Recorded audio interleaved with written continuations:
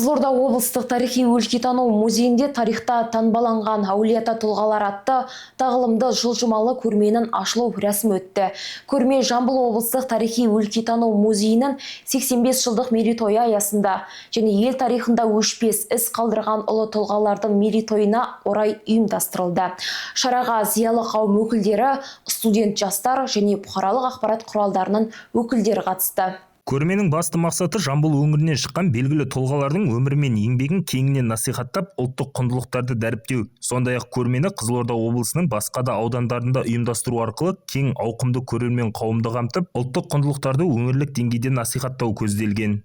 Екі өңірдің мәдениет саласын дамыту бағытында, серіктестік жобаларды әрмен қарай жалғастыру бағытында керемет көрме ұйымдастырылып отыр. Жамбыл облыстық тарихи-өлкетану музейі қорынан. Жалпы негізі бүгін осы облыстық музейде музейлік керемет үлкен жобамыз бастау алды. Бұл жобаның атауы музей тур экспонаттар экспедициясы деп аталады. Осы музейлік жобаны бірінші болып ат салысып, осы жобаның пердесін ашып жатқан Жамбыл облыстық тарихи-өлкетану музейі.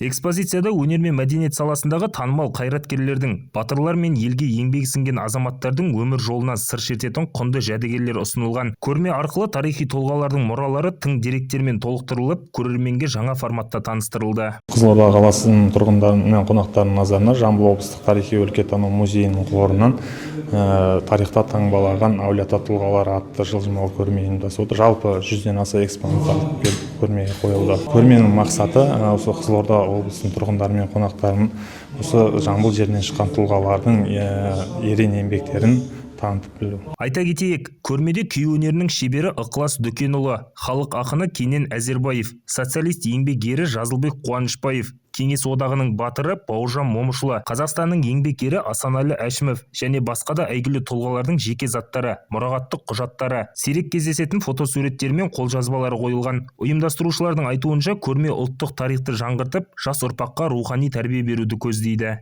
Ержан Смағұл, Әлімжан Ақпаев, 7-7 News.